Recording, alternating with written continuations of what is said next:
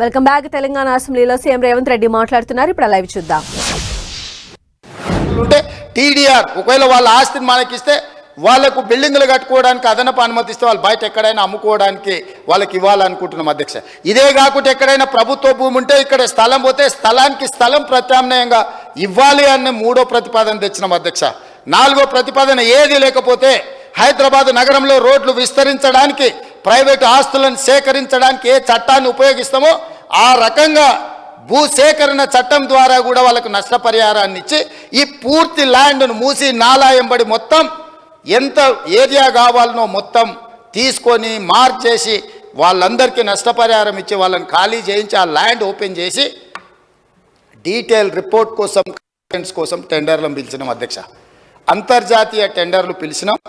తొందరలోనే సాంకేతిక నిపుణులతో కూడుకున్న బృందం, ఒక కన్సల్టెంట్ బృందాన్ని అపాయింట్ చేస్తే ఆ బృందం ఏం నిర్మించాలనో చెప్పాలి, నిర్మించడానికి ఎంత అవుతుందో చెప్పాలి, ఇందులో పెట్టుబడులు పెట్టడానికి ఇతర బ్యాంకుల నుంచి అప్పులు కానీ లేకపోతే గ్రాంట్స్ కానీ ఇప్పించాలనో చెప్పాలి, లేదా అక్కడ మనం ఐటీ కారిడార్స్ కానీ లేకపోతే ఎంటర్టైన్మెంట్ కారిడార్స్ కానీ లేకపోతే డిస్నీ వరల్డ్ లాంటి అమ్యూజ్మెంట్ పార్క్స్ కానీ లేకపోతే మూసీ రివర్ మీద మనం ఫ్లైఓవర్స్ వేసి అక్కడ చిన్న చిన్న రోడ్ల మీద చేసుకున్న చిన్న చిన్న వ్యాపారస్తులను కూడా అక్కడికి తరలించి వాళ్ళకి వ్యాపారం ఎట్లా చేయాలి, వీటన్నిటి కోసము మేము అందులో నిపుణులైన వ్యక్తుల కోసము సంస్థల కోసం చేస్తున్నాం అధ్యక్ష. మేము ఎప్పుడు చెప్పలే 80,000 పుస్తకాలు చదివినాం అంతా నాకు తెలుసు. మెదడు రంగరిచ్చి పిండి కడితే కాళేశ్వరం అయిందన్నారు. ఆ మెదడు రంగరిచ్చి కట్టి పిండి చేసి వెనక్కి తిరిగి చూసేవరకల్లా కుప్పగూలింది అధ్యక్ష. మేడిగడ్డ కాస్త మేడిపండు అయింది. అందుకే మేము 80,000 పుస్తకాలు చదివినామని అతి తెలివితేటలు ఈ ప్రభుత్వం ప్రదర్శించదలుచుకోలేదు. ఏ పని ఎవడు చేయాలనో వాడే చేయాలా. గాడిద పని గాడిదనే చేయాలి, కుక్క పని కుక్కనే చేయాలి. కుక్క పని గాడిద చేస్తే నడ్డిరిగిందని వెనకటికి తెలుసు కదా అధ్యక్ష మీకు. అట్లయితుంది, కాలు ఎరిగినట్టు నడ్డి ఇరుగుతుంది అధ్యక్ష. అట్లాంటి తప్పులు మేము చేయదలుచుకోలేదు. నా ఉద్దేశం అది కాదు. నేను పరిపాలన అనుమతి ఇవ్వగలను, నాకేం కావాలనో చెప్పగలను యాజ్ ఏ స్టేట్ హెడ్. దాంట్లో ఎవరు ఉంటే ఇప్పుడు మనం ఇల్లు కట్టుకుంటే స్ట్రక్చరల్ ఇంజనీర్ స్ట్రక్చర్ ఇస్తాడు, సివిల్ ఇంజనీర్ సివిల్ ఇస్తాడు, అదర్ ఇంటీరియర్స్కు ఆర్కిటెక్ట్ ఇంటీరియర్ డిజైనర్ ఇంటీరియర్స్ ఇస్తాడు. ఏ పని ఆ పని చేస్తారు అధ్యక్ష, ఎవరి పని వాళ్ళు చేస్తారు. అట్లనే మూసీ రివర్ డెవలప్మెంట్ ఫ్రంట్కు 1,50,000 కోట్లని తోకదగిన బల్లిలాగా దుంకులాడుతున్నాడు అధ్యక్ష. ఇంతవరకు అంచనాలే రాలే. నేనేం చెప్పినంటే రాబోయే 5 సంవత్సరాలలో ఈ హైదరాబాదు నగరాన్ని అభివృద్ధి చేయడానికి 1,50,000 కోట్ల రూపాయలతోని మేము అంచనాలను ప్రతిపాదిస్తున్నాము. నేను చెప్పిన 1,50,000 కోట్లలో అవుటర్ రీజనల్ రింగ్ రోడ్కే దాదాపుగా 35,000 కోట్లు అవుతాయి అధ్యక్ష. కేంద్ర ప్రభుత్వం ఒకవేళ ముందుకు వచ్చిస్తే 50% వాళ్ళు ఇస్తారు అధ్యక్ష. భూసేకరణ కూడా కేంద్ర ప్రభుత్వం 50% ఇస్తుంది అధ్యక్ష. రేడియల్ రోడ్స్ వేస్తే ఒక 15,000 కోట్లు అవుతుంది అధ్యక్ష. మెట్రో రైలు విస్తరించడానికి ఇప్పుడున్న 78 కిలోమీటర్ల మెట్రో విస్తరణ కోసం మనకి 24,000 కోట్ల రూపాయలు అవుతుంది అధ్యక్ష. ఇవాళ సుంకిశాల నుంచి ఇతర ప్రాంతాల నుంచి నగరానికి అవసరమైన తాగునీళ్లు తీసుకురావడానికి మనకు 2,000 కోట్లు అవుతుంది అధ్యక్ష. గోదావరి జలాల నుంచి ఉస్మాన్ సాగర్ హిమాయత్ సాగర్కు నీళ్లు తీసుకురావాలంటే ఒక 7-8,000 కోట్ల రూపాయలు అవుతుంది అధ్యక్ష. ఇవన్నీ కాంక్రీట్ ప్రపోజల్స్ అధ్యక్ష. సిటీలో కూడా స్ట్రాటజిక్ రోడ్స్ కానీ లేకపోతే రోడ్డు డెవలప్మెంట్ అథారిటీలో వివిధ రోడ్లను విస్తరించడానికి కానీ అవసరమైతే కొత్త రోడ్లు వేయడానికి కానీ ప్రణాళికలు చేస్తున్నాం అధ్యక్ష.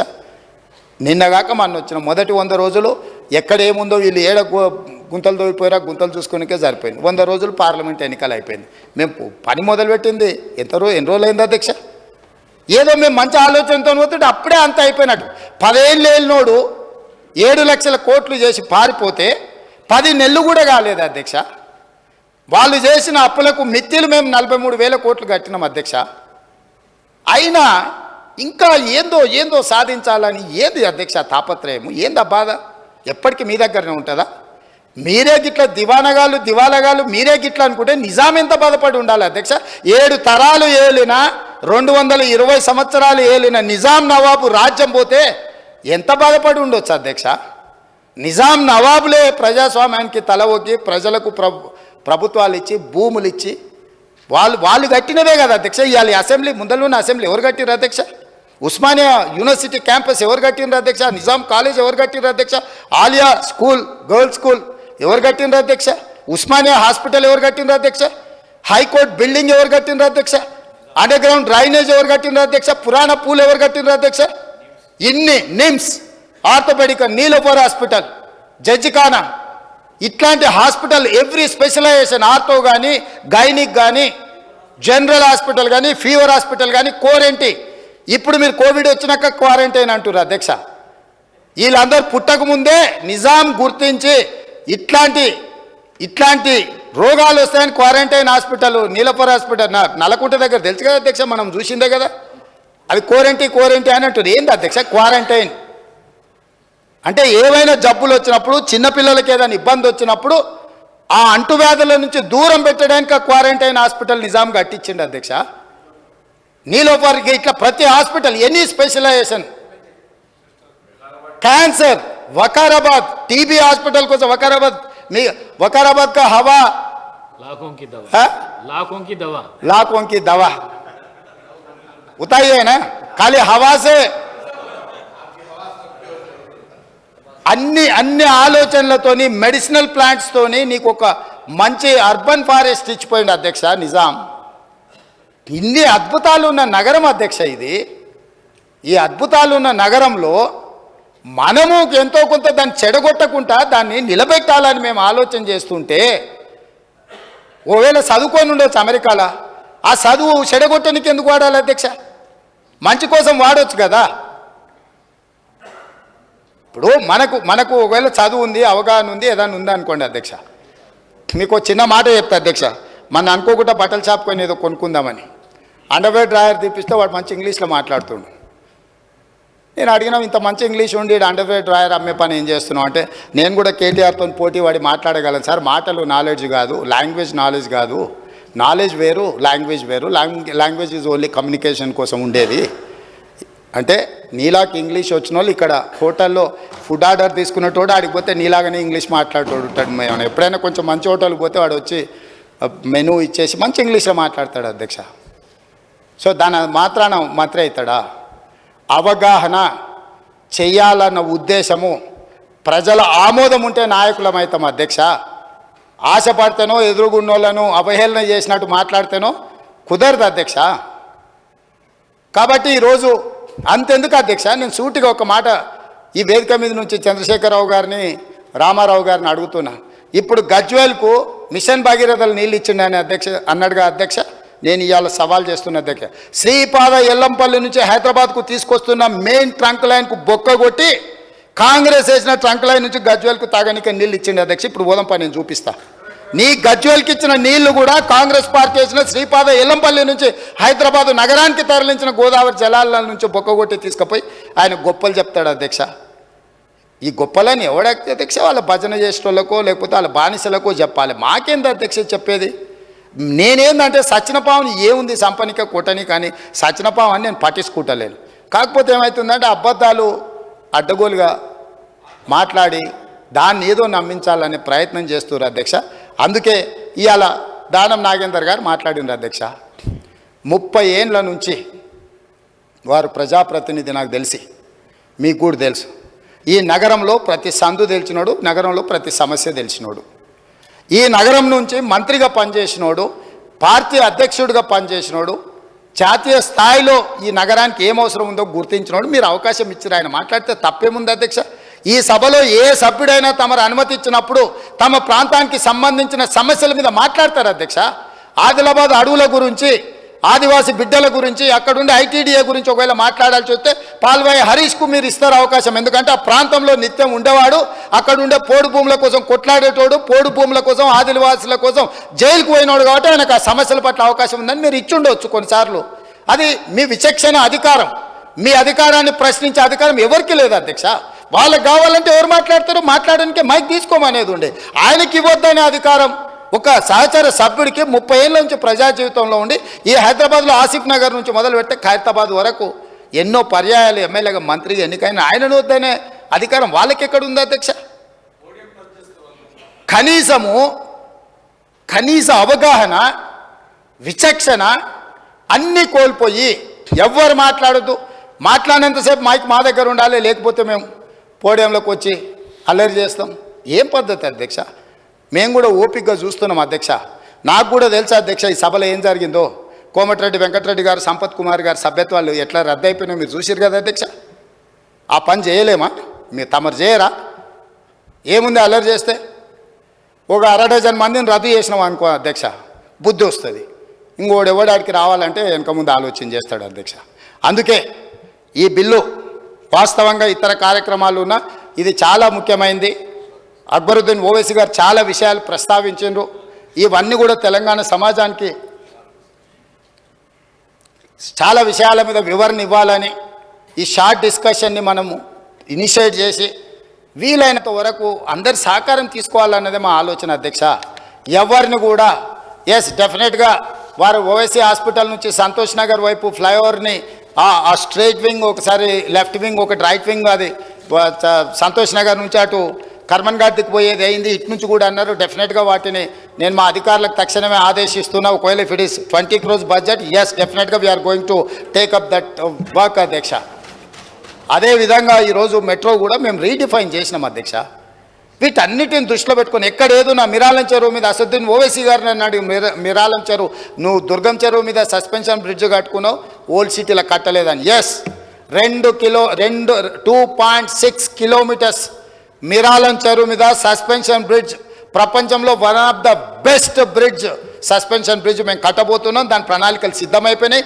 వితిన్ 30 daysలో మీకు ఆ ప్రాజెక్టు డీటెయిల్స్ అన్నీ కూడా మీకు చూపిస్తాను అధ్యక్ష. అవి తీసుకెళ్ళి పివి నరసింహారావు ఫ్లైఓవర్ కనెక్ట్ చేస్తున్నాం అధ్యక్ష. బెంగళూరు హైవే నుంచి ఈ బ్రిడ్జ్ మొదలయ్యి పివి నరసింహారావు ఫ్లైఓవర్ వరకు, అక్కడి వరకు ఆ సస్పెన్షన్ బ్రిడ్జ్ను ఆల్మోస్ట్ 2.6 kilometers రోడ్ వేయడానికి మేము ప్రణాళికలు సిద్ధం చేసినాం అధ్యక్ష. అక్కడనే లండన్లో వాట్ ఈస్ దట్ భయ ఉప్పర్ జాకే సబ్ కుచ్ దిఖా రేనా, London eye, maybe London eye is London eye, అట్లాంటిది సేమ్ మిరాలం చెరువులో అక్కడ జూ పార్కు కూడా ఉంది. అక్కడికి పిల్లలు చాలామంది ఇతర ప్రాంతాల నుంచి సందర్శకులు వస్తారు కాబట్టి లండన్ ఐ లాంటి టవర్ని మిరాలం చెరువులో కట్టదలుచుకున్నాం అధ్యక్ష. ఈ హైదరాబాద్ నగర అందాలు ఎక్కడి నుంచి వచ్చినా చూడడానికి మా శ్రీధర్ బాబు గారు హైదరాబాద్ ఐ అని పెట్టమన్నారు. డెఫినెట్గా వారు ఐటీ ఇండస్ట్రీస్ మినిస్టర్, మీకు తెలుసు కదా అసలే వారు బాబు గారు, వారు ఆదేశించండి అంటే మనం అమలు చేయాల్సిందే. డెఫినెట్గా హైదరాబాద్ హై కింద అక్కడ మనం అద్భుతమైన టవర్ను మనం నిర్మించుకోబోతున్నాం అధ్యక్ష. నేను ఇక్కడి వైపే కాదు అధ్యక్ష, నిజమైన నగరానికి నిజమైన అభివృద్ధిని తీసుకురావాలన్నదే మా ఆలోచన అధ్యక్ష. దాంట్లో భాగంగా మేము పని చేస్తాం, అందరిని కలుపుకొని పోతాం. వైరుధ్యాలు ఉండొచ్చు. నేను మళ్ళీ చెప్తున్నా, ఆనాడు తెలుగుదేశంకి కాంగ్రెస్కి వైరుధ్యాలు ఉన్నాయి, కానీ అభివృద్ధి విషయంలో ఎలాంటి వైరుధ్యం చూపించకుండా అంతకంటే ఇంకా వేగంగా అంతకంటే గొప్పగా అభివృద్ధి చేసినాం కాబట్టి ఇవాళ ఈ నగరానికి అంతర్జాతీయ గుర్తింపు వచ్చింది అధ్యక్ష. గతంలో అంతో ఇంతో వాళ్ళు ఏమైనా చేసి ఉండొచ్చు. ఏం చేసిరు అధ్యక్ష? ప్రగతి భవన్ అని వాళ్ళు ఉండడానికి ఇల్లు కట్టుకురు, సచివాలయం అని ఆయన కూర్చోనికి ఆఫీస్ కట్టుకుండు. ఈ 2 తప్ప హైదరాబాద్లో కట్టింది ఒకటి చెప్ప అధ్యక్ష. చెప్పండి, మీరు చెప్పండి అధ్యక్ష. నేను అడుగుతున్నా, నేను ఓపెన్ డిబేట్ చేస్తున్నా. వాళ్ళ సౌలభ్యం కోసం, వాళ్ళ విలాసవంతమైన జీవితం కోసం, వాళ్ళ యొక్క పిచ్చి కోసం అందులో 2 నిజాం కట్టిన మసీదులు, రాజశేఖర రెడ్డి గారు ఉన్నప్పుడు షబ్బీర్ అలీ గారు కట్టిన నమాజ్ చేసుకున్న మసీదులను కూలగొట్టింది అధ్యక్ష. ఆ పాపం ఎక్కడికి పోతుంది అధ్యక్ష? మసీదులను షహీద్ చేస్తే మసీదోं को शहीद किए तो वही आप भी शहीद हो गए सरकार से. ఆడ ఒక అద్భుతమైన టెంపుల్ ఉండేది. ఆ టెంపుల్ ఎప్పుడు 103 సంవత్సరాల హిస్టరీ ఉన్న టెంపుల్. అక్కడ ఎవరు ఏం చేసినా కూడా అక్కడ మొక్కి పనులు మొదలెట్టి ఆ టెంపుల్ కూడా తొలగించిండు అధ్యక్ష. అమ్మవారి టెంపుల్ అదే. సో నీ సెంటిమెంట్ల కోసం ప్రజల సెంటిమెంట్ను ఫనంగా పెడితే ఏమైంది అధ్యక్ష? చివరికి దిక్కులేని పరిస్థితి వచ్చింది అధ్యక్ష. ఒక దగ్గర శాసనసభ కోల్పోవాల్సి వచ్చింది, అధికారాన్ని కోల్పోవాల్సి వచ్చింది, పార్లమెంట్లో 0 వచ్చింది. కాబట్టి ఇప్పటికైనా ఇట్లాంటి విషయాలు వచ్చినప్పుడు మనందరం కలిసికట్టుగా ఒక తాటి మీదకి వచ్చి మన నగరాన్ని అభివృద్ధి చేసుకోవడానికి సహకరించాలి. తప్పకుండా విదేశీ పర్యటనల నుంచి ఇప్పుడు కొరియాలో కూడా కొన్ని విషయాలు చూడడానికి వెళ్తున్నాం. అమెరికాలో కూడా కొన్ని అభివృద్ధి కార్యక్రమాలు ఏం తేవాలా, ఏ రకంగా పెట్టుబడులు తీసుకురావాలనో వీటన్నిటిని కూడా చూస్తాం అధ్యక్ష. మాకున్న అనుభవాలే కాదు, అనుభవాలు ఉన్న గొప్ప వ్యక్తుల నుంచి కూడా సూచనలు తీసుకొని హైదరాబాద్ నగర అభివృద్ధి కోసం, తెలంగాణ కోసం, green Telangana 2050 big master plan మేము ప్లాన్ చేస్తున్నాము. ముచ్చర్లలో నేను అనౌన్స్ చేసిన హైదరాబాద్ నగరం కులీ కుతుబ్ షాహీ మొదలుపెట్టిండు, సికింద్రాబాద్ నగరాన్ని బ్రిటిషర్ సహకారంతో కట్టిర్రు, సైబరాబాద్ నగరాన్ని రాజశేఖర రెడ్డి చంద్రబాబు నాయుడు కట్టిర్రు. ఈ 3 నగరాల తర్వాత వచ్చేదే 4th సిటీ. ముచ్చర్లలో బేగర్ కంచెలో 4th సిటీ వస్తుంది. That is called future city of Hyderabad. అది మనము తమరి నాయకత్వంలో నిన్న మిమ్మల్ని అందరినీ మనం అందరం వెళ్ళి మనం ఏదైతే అక్కడ భూమి పూజ చేసినామో అక్కడ ఒక అద్భుతమైన నగరాన్ని నిర్మించి ప్రపంచానికి అందించే బాధ్యత ఈ ప్రభుత్వం, ఈ మంత్రివర్గం తీసుకుంటుంది. కాబట్టి ఈ షార్ట్ డిస్కషన్లో మీరు అందరు ఇచ్చిన సూచనలు, చాలా సూచనలు ఉన్నాయి. అక్బరుద్దీన్ ఓవైసీ గారు ఇచ్చిన సూచనలు ఉన్నాయి, దానం నాగేందర్ గారు ఇచ్చిన సూచనలు ఉన్నాయి, పాల్వాయి హరీష్ బాబు ఇచ్చిన సూచనలు ఉన్నాయి. వారికి ఒక్క మాట చెప్తూ నేను తమరి దగ్గర సెలవు తీసుకుంటా అధ్యక్ష. కిషన్ రెడ్డి గారు కేంద్ర మంత్రి అయినప్పుడు సంతోషపడ్డా, నేను ఫోన్ చేసి మాట్లాడిన అధ్యక్ష. మీరు తెలంగాణ నుంచి క్యాబినెట్ మినిస్టర్ అయినరు, మీరు సెక్రటేరియట్కు రాండి, నేను నా మంత్రులందరిని పిలిపిస్తా, మా మంత్రులందరితో మీకు షాల్వ కప్పి సన్మానం చేసి మీరు బండి సంజయ్ గారు సెక్రటేరియట్కి వస్తే తెలంగాణకు రావాల్సిన అనుమతులు, తెలంగాణకు రావాల్సిన నిధుల మీద మనం మాట్లాడుకొని మోడీ దగ్గరికి వెళ్దామని నేనే స్వయంగా 2 సార్లు కిషన్ రెడ్డి గారితో మాట్లాడిన అధ్యక్ష. నేను మళ్ళీ చెప్తా అన్నాడు, ఇంతవరకు మళ్ళీ చెప్పలేదు. కాబట్టి మోడీ గారు 2-3 సార్లు కలిసిండ్రు, అమిత్ షా గారు 3 సార్లు కలిసిండ్రు, మీ మంత్రులు 30 సార్లు కలిసిండ్రు, అనుమతి ఇచ్చారు. కానీ పాపం మరి ఏం దురదృష్టమో తెలంగాణ ప్రజలది నాకు తెలియదు. వరదలు వచ్చినప్పుడు రూపాయి వేయలేదు కిషన్ రెడ్డి గారు. చివరికి ముఖ్యమంత్రిగా నేను ముందుకు వచ్చి కలుద్దాం, కలిసి పనిచేద్దామని నేను ప్రతిపాదిస్తే కూడా పెద్దలు కిషన్ రెడ్డి గారు ఎందుకో మరి వెనక్కి తిరిగి చూడలేదు. ఒకవేళ పాత ముఖ్యమంత్రి గారు ఏమైనా ఫీల్ అవుతాడేమో, ఏమైనా కోపం అవుతాడేమో, ఆయనకు తెలిస్తే ఏమైనా ఇబ్బంది అవుతుందేమో అని అన్న ఏమైనా ఇబ్బంది పడుతున్నాడేమో. నా మిత్రుడు పాల్వాయి హరీష్ బాబు గారికి నేను సూచన చేస్తున్నా, మీరు కిషన్ రెడ్డి గారితో సమయం తీసుకోండి, సచివాలయానికి రాండి, అధికారులను అందరినీ పిలుస్తా. నేను బండి సంజయ్ గారిని, కిషన్ రెడ్డి గారిని, మీ ఎమ్మెల్యేలు అందరు రాండి. మన రాష్ట్రానికి రావాల్సిన నిధుల విషయంలో, మన రాష్ట్రానికి రావాల్సిన అనుమతుల విషయంలో, ఎందుకంటే మెట్రో లాంటివి నిర్మించుకోవాలంటే కేంద్ర ప్రభుత్వం సహకారం తప్పనిసరి. మూసీ రివర్ డెవలప్మెంట్ ఆ ఏరియాని చేసుకోవాలంటే మన కేంద్రం సహకారం అవసరం. రీజనల్ రింగ్ రోడ్ ఇప్పుడు హాఫ్కే నేషనల్ హైవే నెంబర్ ఇచ్చిండ్రు 161A, మిగతా సదరన్ పార్ట్కు ఇవ్వలేదు. అది ఇవ్వాలి అని అంటే కేంద్ర ప్రభుత్వం అనుమతి ఇవ్వాలి. అందుకే మేము ఎక్కిన మెట్టు ఎక్కకుండా కనిపించిన వాళ్ళకల్లా దండం పెడుతూ మేము ప్రయత్నం చేస్తున్నాం. ఎందుకంటే ప్రయత్నంలో లోపం ఉండొద్దు అనేది నేను నమ్ముతాను అధ్యక్ష. ఇస్తారా ఇవ్వరా వాళ్ళ విచక్షణ అధికారం, వాళ్ళ ఇష్టం. నేను ఇవ్వండి అని మాత్రం అడగకపోతే నా తప్పు అవుతుంది, ఇవ్వకపోతే వాళ్ళ బాధ్యత అవుతుంది. కాబట్టి కేంద్ర ప్రభుత్వం నుంచి నిధులు రాబట్టుకోవడానికైనా, అనుమతులు తెచ్చుకోవడానికైనా నిస్సందేహంగా ఇక్కడ ఉన్న ఎమ్మెల్యే సోదరులని తప్పకుండా అడుగుతాం. మీరు సొంతంగా మీరు వస్తామని అంటే మీరు మీ టికెట్లు కొనుక్కుంటామంటారు, మా టికెట్లు మీరు కొన్నా కూడా మాకేం అభ్యంతరం లేదు. ఎందుకంటే ప్రభుత్వం జర అప్పులలో ఉంది, ఖర్చులలో ఉంది ప్రభుత్వం. మా టికెట్లు కూడా మహేశ్వర రెడ్డి గారు లాంటి వాళ్ళు శ్రీమంతులే కొనగలుగుతారు. మా వెంకట్రామ్ కూడా డబ్బులు ఉన్న ఆసామే అని నేను అనుకుంటున్నా. హరీష్ అయితే కొంచెం కష్టాలలో ఉన్నాడు, కానీ వెంకట్రమణ అండ్ మహేష్ ఇద్దరు ఆర్థికంగా స్థితిమంతులే, శ్రీమంతులే. వాళ్ళందరూ కూడా రెడీ హాస్టల్ స్టూడెంట్సే. వాళ్ళందరూ నాకు ముందు నుంచి తెలిసిన వాళ్ళే. ఈ పాయలశంకర్ పేదోళ్ళే, కష్టపడేటోడు, పేదల ప్రతినిధి. పాయలశంకర్ని మనం అందరం కలిసి నడపాలి, నడిపించుకోవాలి. కాబట్టి అందరికీ నేను ఎందుకు ఈ విషయాలన్నీ ప్రస్తావిస్తున్నా అంటే ప్రతి ఒక్కరితో 90% నాకు పర్సనల్ అసోసియేషన్ ఉంది అధ్యక్ష. వ్యక్తిగతంగా నాకు చాలా సత్సంబంధాలు ఉన్నాయి. సార్ నేను ఇక్కడ నించున్నప్పుడు, నేను ఒక పార్టీకి బాధ్యత వహించినప్పుడు నేను బాధ్యతాయుతంగా వ్యవహరించాల్సి వస్తుంది. నేను నరేంద్ర మోడీ గారిని బడేబాయ్ అన్నా లేకపోతే ఇంకెవరినైనా కలిసినా అంటే మన నగరానికి, మన రాష్ట్రానికి రావాల్సిన నిధుల కోసం, అనుమతుల కోసం ప్రయత్నం చేస్తున్నా. కాబట్టి నేను అందరితో ఒక పర్సనల్ రిలేషన్ని బిల్డ్ చేస్తున్నాను. గవర్నర్ గారితో మాట్లాడినా, లేకపోతే చీఫ్ జస్టిస్ ఆఫ్ తెలంగాణతో మాట్లాడినా, ఎవరిని కలిసినా కూడా నా తాపత్రయం అంతా నాకు ఒక మంచి అవకాశం వచ్చింది, అవకాశాన్ని తెలంగాణ ప్రజలకు ఉపయోగించాలన్న ఆలోచనతోటి చేస్తున్నాం. చట్టంలో మార్పులు తీసుకొస్తున్నాం. ఇందులో ఇంకా గోయింగ్ ఫార్వర్డ్ ఏమైనా అమెండ్మెంట్ చేసుకునేది ఉంటే చేసుకుందాం అధ్యక్ష, ఏముంది, మన చేతుల్లో ఉన్న విషయం కదా.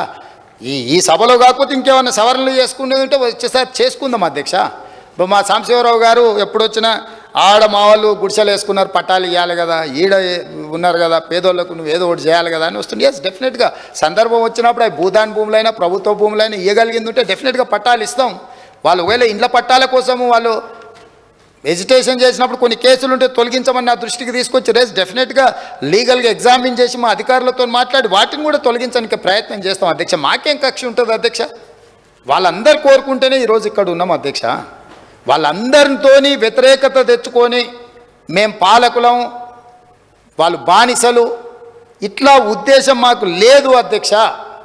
ఇది ప్రజాప్రభుత్వం ప్రజల కోసమే పనిచేస్తుంది. ప్రజల కోసం పనిచేసే క్రమంలో ఒక మంచి ఆలోచనను మేము ముందుకెళ్ళినప్పుడు దాంట్లో కొన్ని చిన్న చిన్న ఒడిదుడుకులేమని ఉంటే మీరు సూచన ఇస్తే డెఫినెట్గా తీసుకుంటాము.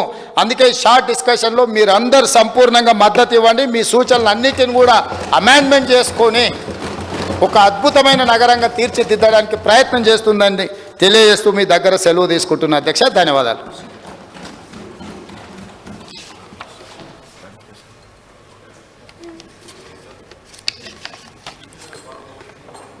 Announcement.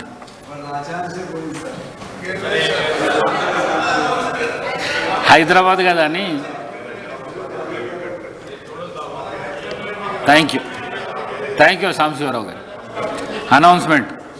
I am to announce to the House that as per the proviso Rule 41 of the Rules of Procedure and Conduct of Business in the Telangana Legislative Assembly, answers to 32 steroid questions and 8 unsteroid questions which were not taken up in the House still the last day of the meetings, I say up to 02/08/2024 are placed on the table of the House.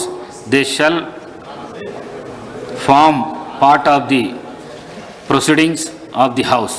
I am also announced to the House that in respect of the steroid and unsteroid questions which are admitted and communicated to the departments for which answer have not been received till the last day of the session, the ministers concerned are directed to send the answers to the questions directly to the member concerned under intimation to the legislature secretariat.